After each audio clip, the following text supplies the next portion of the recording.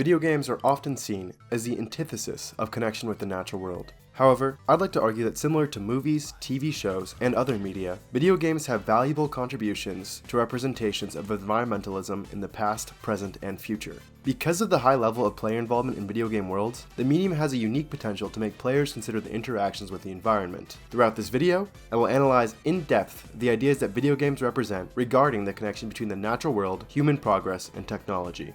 First, I want to establish that video games can be used to teach us things about the natural world and other subjects. The following is an excerpt from Edward J. Crowley et al.'s paper, The Educational Value of Virtual Ecologies in Red Dead Redemption 2. Quote, "Video games are an underexplored and underused educational tool. As they increase in complexity, they can provide immersive, sensory learning environments. Playing video games can have cognitive benefits, promote active learning, and provide learning autonomy, strengthening the acquisition of knowledge and skills." Research with higher education students has found that video games require players to exercise and improve a range of skills including communication, adaptability, and resourcefulness. End quote. A wealth of research has shown that video games' unique properties as player-controlled, interactive, and immersive mediums have the potential to teach players valuable skills. To demonstrate the learning capabilities of video games, let's take a trip to the Wild West. Red Dead Redemption 2 puts players in the world of Arthur Morgan, an outlaw in the Wild West fighting to keep his crime gang intact.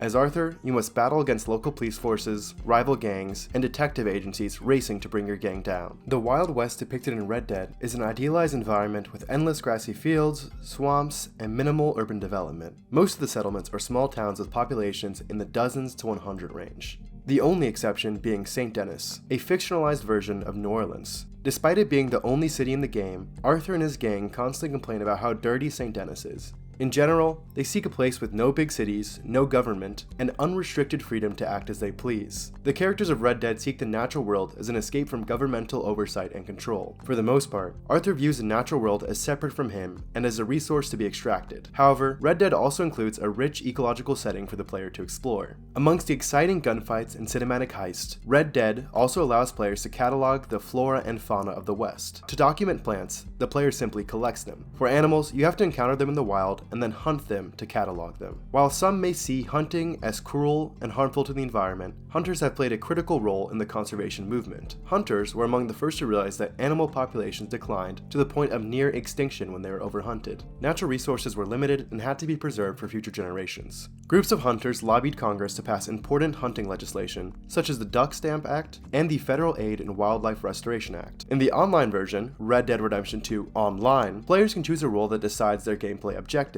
One role is a naturalist role, which allows players to protect the wildlife of the Old West by sedating and sampling animals. This gameplay style encourages players to actively identify and seek out new species to conserve. Red Dead also makes choices that connects players to the environment, such as making players watch Arthur skin animals every time he kills them. Additionally, the player is penalized if they kill multiple animals without harvesting their materials. By killing too many animals too quickly in an area, the animal population will be depleted. This encourages sustainable hunting practices. The study I mentioned earlier, The Educational Value of Virtual Ecologies in Red Dead Redemption 2, quizzed people on 15 real-life North American species that can be found in Red Dead Redemption 2. The study found that players of Red Dead Redemption 2, particularly those who had played recently or played in the online naturalist role, were better at correctly IDing species. People who hadn't played Red Dead Redemption 2 had a median score of 7 out of 15 on the species ID quiz, while people who had played the game had a median score of 10 out of 15.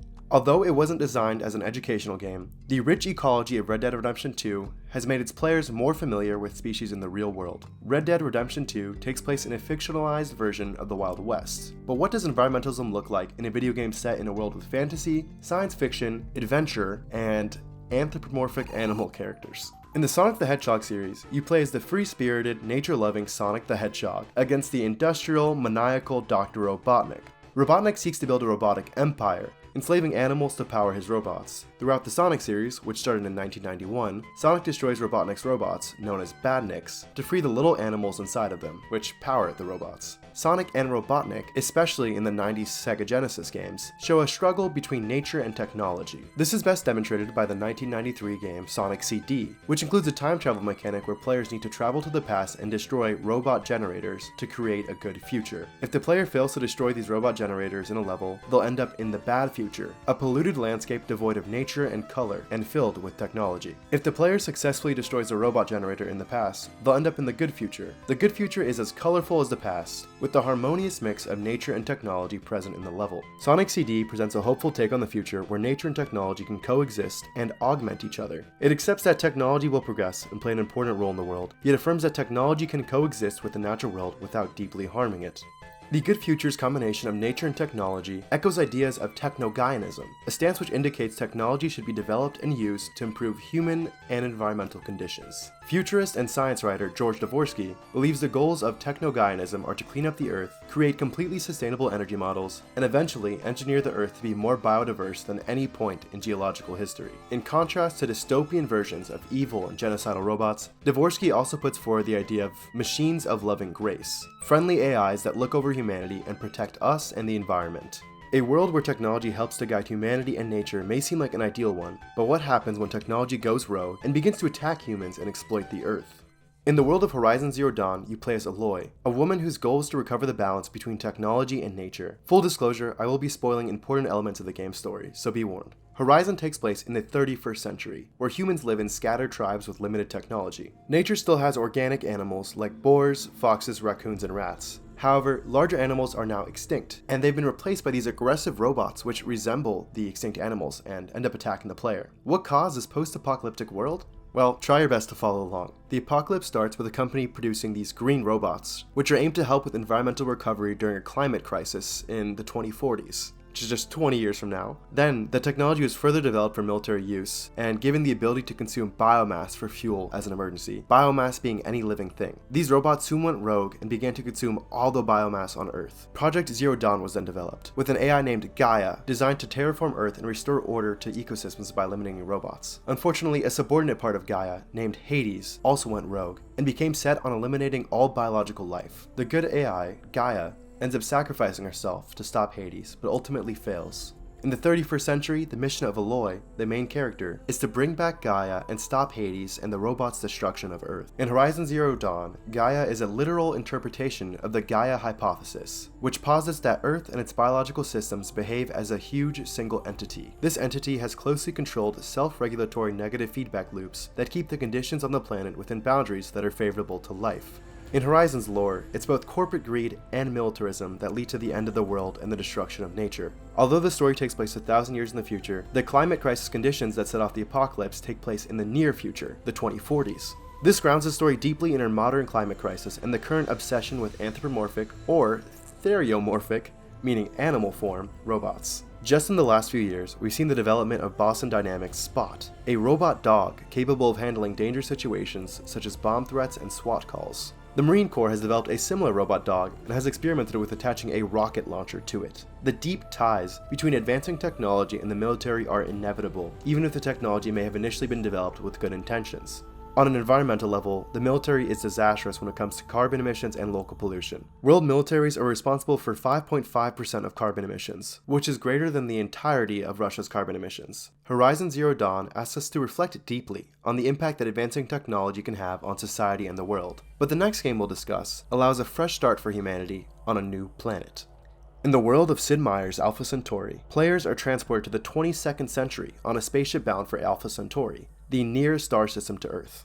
When they're about to arrive on the new colony planet called Chiron, the ship malfunctions, communication with Earth is lost, and the captain is assassinated. This event drives the creation of 7 different factions with different values and different methods to win the game. These factions then land on planet Chiron in different locations, with players choosing which faction to play as. Among these factions are the war-focused Spartan Federation, the capitalistic Morgan Industries, and the environmental Gaia's Stepdaughters. As we just covered, the Gaia hypothesis is the idea that living and non-living elements on Earth exist as one being to perpetuate life. The Gaia's Stepdaughters faction is led by Lady Deirdre Sky. Her defining quote is as follows, quote, "In the Great Commons at Gaia's Landing, we have a tall and particularly beautiful stand of white pine, planted at the time of the first colonies. It represents our promise to the people and to planet itself, never to repeat the tragedy of Earth." End quote. Playing as the Gaia Stepdaughter faction, players have several options for win conditions. You can win by military conquest over the planet, economic dominance, diplomatic consensus, or, interestingly, fusing all of human consciousness with the sentient hive mind of planet Chiron.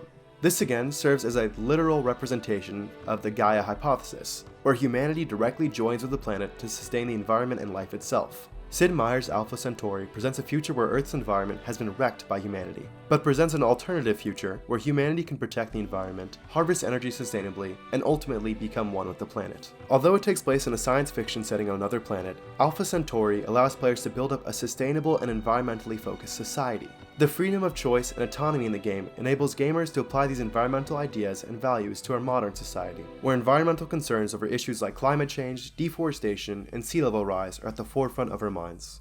All of these games have provided jumping-off points for deeper discussions of environmentalism, advancing technology, and human progress. Video games such as Red Dead Redemption 2 demonstrate that complex virtual ecologies can have the practical benefits of teaching gamers more about the natural world. Other games that take place in more fantastical worlds and futures provide alternative visions of the pathways society can go down. Positive futures, such as those present in Sonic CD and Sid Meier's Alpha Centauri, provide ideas on the values important to creating a sustainable future that's at peace with the natural world. The tribal world of Horizon Zero Dawn strikes close to home, with its apocalyptic causes being planted in modern-day issues, such as militarism, lack of accountability for corporations, and climate change. Video games may be seen as disconnecting us from the outside world, but they can be used as a creative storytelling medium with complex themes and unmatched immersion. Video games are made by people living in modern times, with their own perspectives and understandings of environmental issues. Skilled storytellers and game developers use video games to support ideology, teach us lessons, and make us ask questions about what the designers are thinking about. Beyond just escapism, video games allow us to play active parts in stories of environmental change, technological progress, and human resilience. Thanks for watching. My references are in the description below.